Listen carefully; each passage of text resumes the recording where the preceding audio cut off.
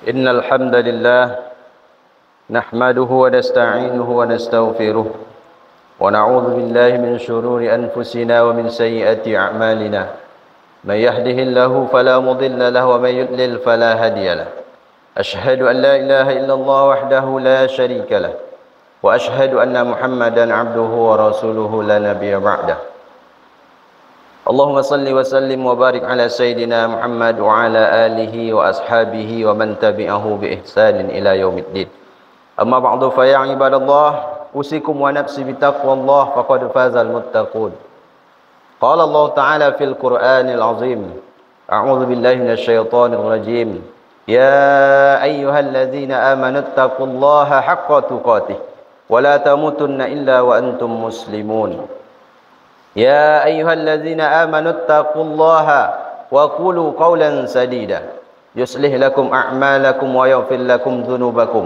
ومن يطع الله ورسوله فقد فاز فوزا عظيما صدق الله العظيم. Hadirin jamaah Jumat yang dimuliakan Allah, bersyukur kita kepada Allah dengan ucapan alhamdulillahirabbil alamin. Bersyukur pula hendaknya kita dengan perbuatan, yakni dengan melaksanakan apa yang Allah perintahkan dan meninggalkan apa yang Allah larang. Di hari Jumat yang mulia Sayyidul Ayyam, kita perbanyak berselawat kepada baginda Nabi Sayyidul Anbiya wal Mursalin Sayyidina wa Maulana Muhammad sallallahu alaihi wasallam. Allahumma salli ala Sayyidina Muhammad wa ala ali Sayyidina Muhammad. Assalamu alayka ya Rasulullah. Jemaah Jumat yang dimuliakan Allah, pada tahun 2022 ada data dari Badan Perencanaan Pembangunan Nasional menunjukkan angka kematian tahun 2022 sebesar 1.900.000 jiwa di Indonesia dan angka kelahiran 4.700.000 jiwa. Kalau kita rata-ratakan setiap menitnya ada sekitar 3 orang yang meninggal, ada 9 anak yang lahir di Indonesia saja. Yang ingin khatib sampaikan adalah bahwa setiap menit, setiap detik itu ada yang mati, ada yang hidup, lahir. Ada kematian, ada kehidupan. Dan di antara yang baru lahir dan yang mati tadi, ada kita di dalamnya, yang sampai hari ini masih hidup.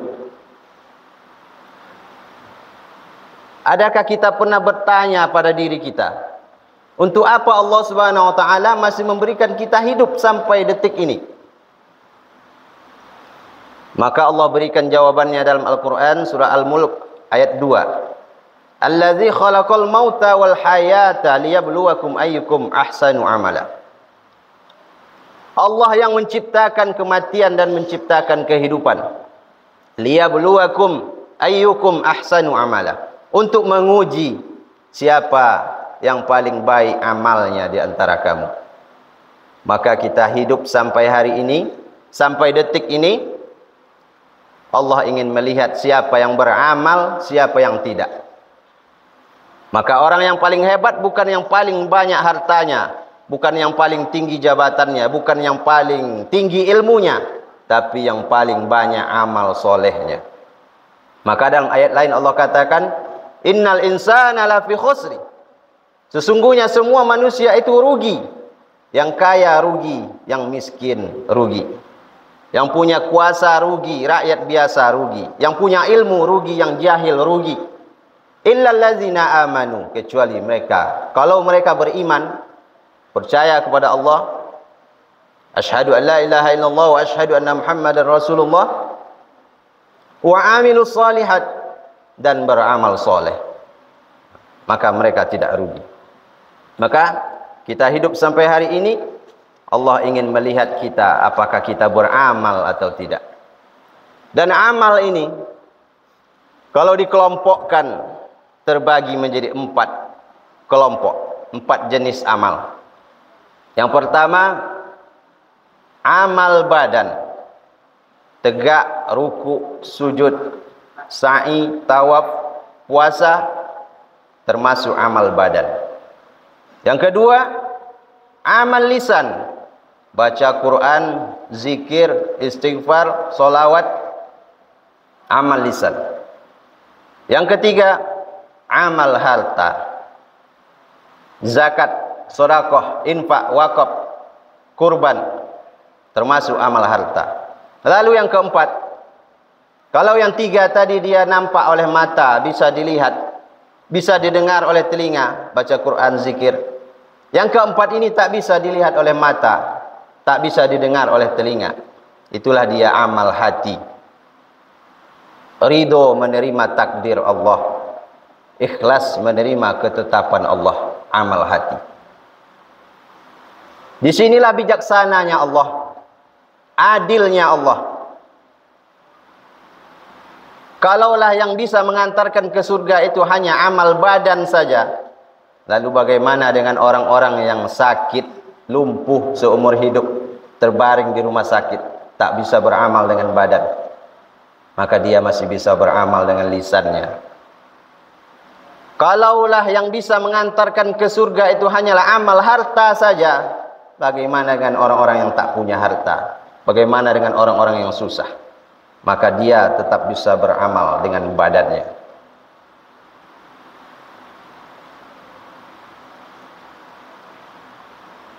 Tak bisa beramal dengan badan, tak bisa beramal dengan lisan, tak bisa beramal dengan harta. Dia tetap juga masih bisa beramal dengan hati. Ridho dia menerima takdir Allah Subhanahu wa taala. Maka hari Jumat ini kita merenung sejenak, pandang diri kita, berkaca kita, lihat diri kita. Apa yang kita punya saat ini? Amal apa yang bisa kita kerjakan saat ini? Kalau masih Allah berikan badan yang sehat, maka langkahkanlah kaki menuju ke masjid, solat berjamaah. Selagi kaki itu masih bisa melangkah, selagi masih bisa tegak lama, ruku, sujud yang lama, maka perbanyak solat-solat sunat, qobliyah, ba'diyah, tahajud, duha. Kemudian buka Al-Quran, baca Al-Quran. Selagi mata masih terang melihat tulisan Al-Quran itu, baca Al-Quran. Nanti kalau sudah tak nampak lagi, bagaimana mau baca Al-Quran? Perbanyak berzikir, bersolawat, beristighfar kepada Allah. Ayyul a'mal khairan ya Rasul? Apa amal terbaik ya Rasul? Antufariqad dunya, engkau mati meninggalkan dunia, walisanuka ratbun bi dzikrillah. Lisanmu dalam keadaan basah berzikir kepada Allah. Maka amal lisan ini adalah amal yang paling ringan di antara amal yang lain. Dua kalimat, khafifatani 'alal lisan wa saqilatani fil mizan. Dua kalimat yang ringan diucapkan tapi berat di timbangan. Subhanallah wa bihamdihi subhanallahil azim. Maka perbanyak berzikir kepada Allah. Diberikan oleh Allah rezeki yang lebih, rezeki yang cukup. Diberikan oleh Allah nikmat harta, maka pakai untuk bersedekah, beramal dengan harta.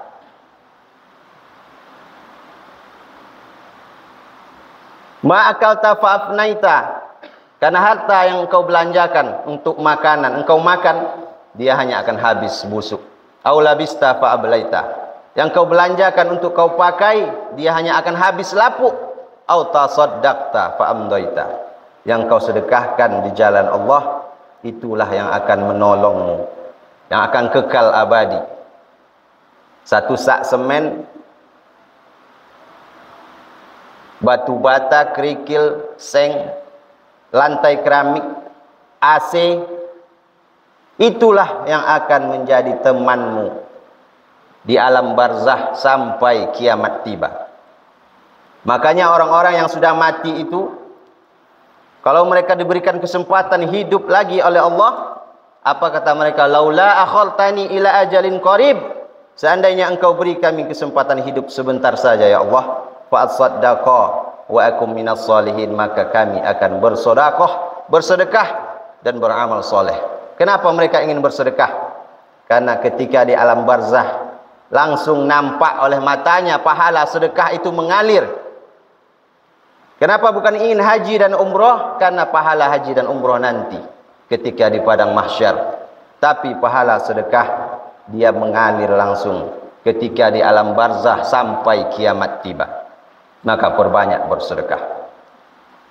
Tapi kalau badan sakit-sakitan, harta pula tak punya, maka masih bisa kita beramal. Yang terakhir, beramal dengan hati. Ridho kita menerima takdir Allah. Karena kadangkala justru inilah amal yang paling sulit di antara amal-amal yang lain tadi.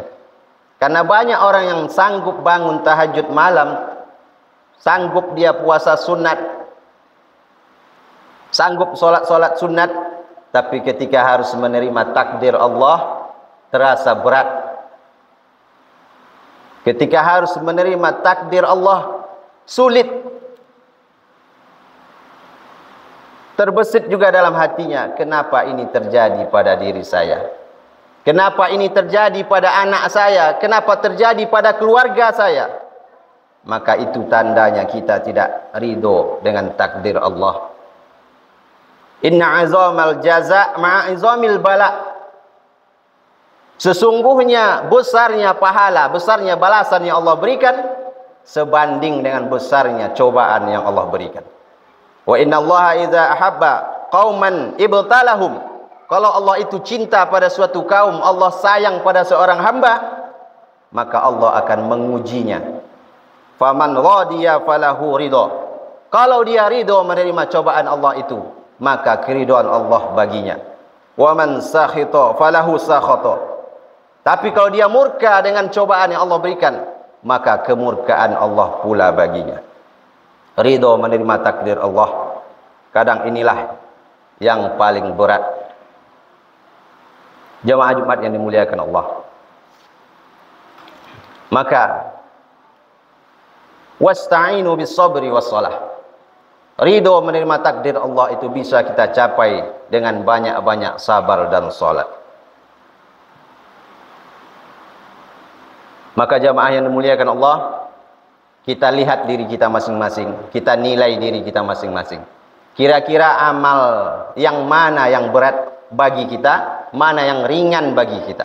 Karena di antara 4 jenis amal ini orang akan beda-beda dia tingkat kesulitannya. Ada yang dia ringan beramal dengan badan, ringan dia sholat ke masjid, tapi ketika harus beramal dengan harta, sulit, berat. Atau sebaliknya, ketika beramal dengan badan dia susah, tapi kalau beramal dengan harta dia mau. Diajak sholat berjamaah dia tak mau, tapi diajak bersedekah dia mau ikut. Atau ada orang yang beramal dengan badannya ringan, dengan hartanya ringan, tapi ketika beramal dengan hatinya dia susah. Ketika harus memaafkan orang lain tak bisa dia. Ketika harus ikhlas menerima cobaan Allah sulit. Maka kita kenali diri kita masing-masing. Mana amal yang ringan terasa oleh kita, mana yang berat. Pada amal yang ringan kita perbanyak amal itu. Betul-betul kita sempurnakan, maksimalkan. Pada amal yang berat jangan pula kita tinggalkan semua. Kita latih diri kita sedikit demi sedikit untuk bisa melaksanakan amal itu. Karena kita tak tahu entah amal yang mana yang akan mengantarkan kita ke surga, entah amal yang mana yang Allah terima. Maka berusaha kita melaksanakan semua amal ini agar kita selamat. Mudah-mudahan kita selamat dari cobaan kehidupan yang Allah berikan ini, dengan selalunya kita beramal soleh dengan amal terbaik yang bisa kita lakukan. Barakallahu li wa lakum fil Qur'anil azim wa nafa'ani wa iyyakum bima fihi minal ayati wa zikril hakim wa taqabbalallahu minna wa minkum tilawatahu innahu huwal ghafurur rahim.